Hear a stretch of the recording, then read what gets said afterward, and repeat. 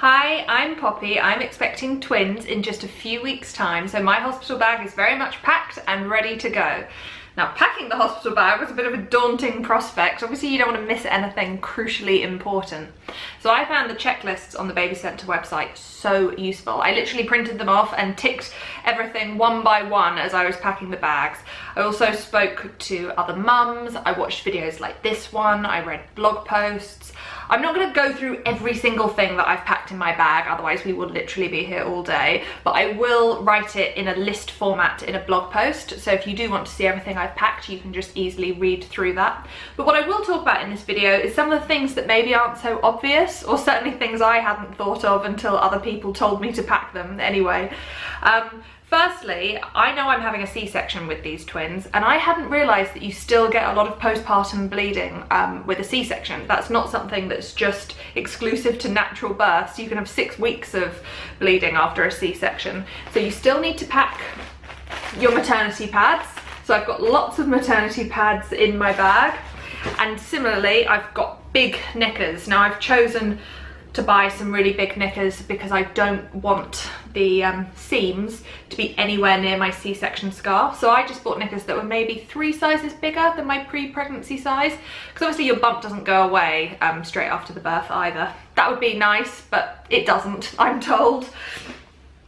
One thing I hadn't ever thought of packing was straws, but a few girlfriends had said that it's a really good idea to have straws. If you're having a natural birth, it can be really nice for people to be able to just pass you cups of water and you can just sip from a straw. Or for after the birth, to have a really big sports bottle just to make sure that you kind of keep hydrated. But by having a straw lid, you don't have to bend so much, so you can just stay kind of whatever position you're in bed. It's just easier to drink without moving, essentially.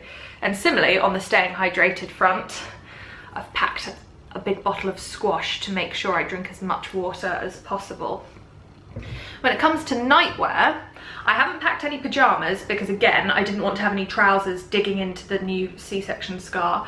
But I've packed a load of night dresses, and I've made sure they've all got button fronts so that I can get skin to skin time, and also to make breastfeeding that little bit easier as well. Would you think to pack flip-flops? I certainly hadn't considered flip-flops as something to put in the bag, but a few people said that that's a really nice thing to have for when you're walking to the communal showers, or instead of taking your favourite slippers into hospital, it's easier to just have backless things, and things like this you can just rinse in the shower, can't you? So I've packed flip-flops. I've also used sandwich bags to try and keep things organised. So like everything to do with breastfeeding, breast pads, nipple cream, that sort of thing, all in one sandwich bag. I don't know what size the twins are going to be when they're born, so I have packed £7 sleep suits and £5 sleep suits in separate sandwich bags so they're easy to grab. And then lastly, very obvious I suppose, but just pen and paper, so you can write down anything you want to ask the midwives or the doctors on their ward rounds, or also really useful for writing down feed times and nappy change times and that sort of thing. So there's some of the things that perhaps aren't so obvious to pack, and I'll let you read the blog post for the full list of everything I've packed. But if you're packing your bag, good luck!